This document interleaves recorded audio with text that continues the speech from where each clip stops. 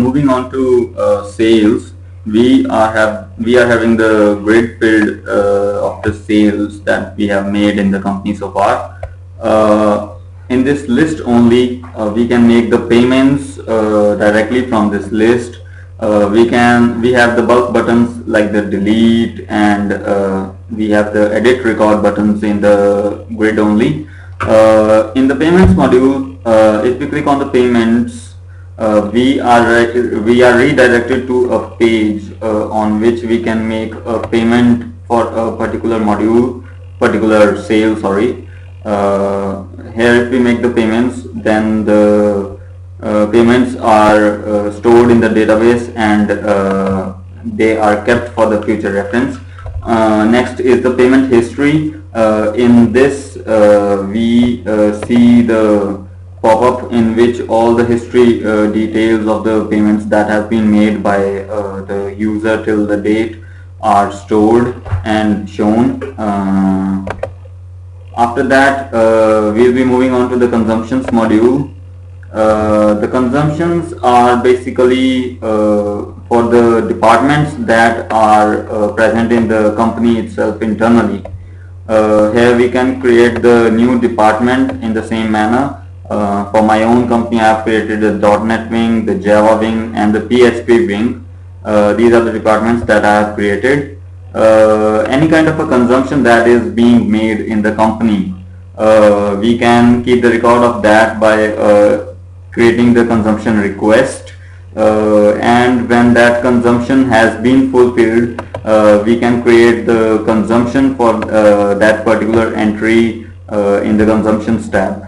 In the new consumption, if we choose to get the consumption request, suppose this is the consumption request which I have created earlier. Get request data. So all the list details are filled. If I save the data, the new consumption is created. After that, the few of the things that I also wanted to show you in this documentation are the reports that are created in the generic inventory management. Here are two kinds of reports: the advanced reports and the basic reports. In the basic reports, we have company details reports, item stocks report, items report, the list of the suppliers, and the details of all the things that has been sold or purchased from the particular supplier. I'll give you a glimpse of the item stocks report over here.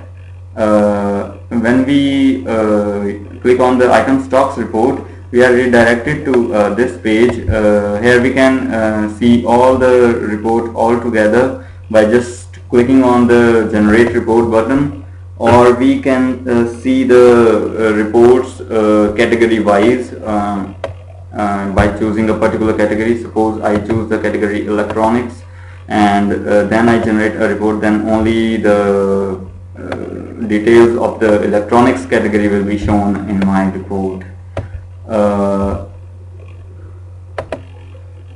Well, moving from reports to the, I have to show to you the users module, which is present in the generic inventory management.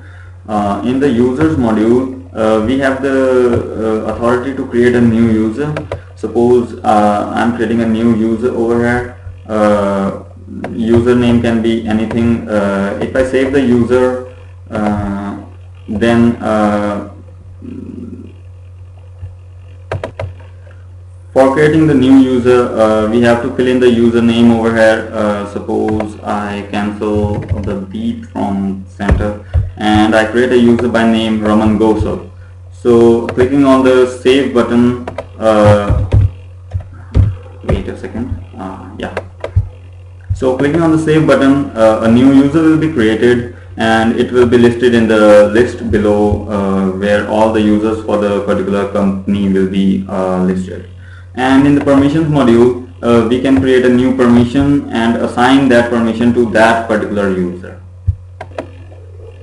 Well, that was all from my side in the generic inventory management. This is a very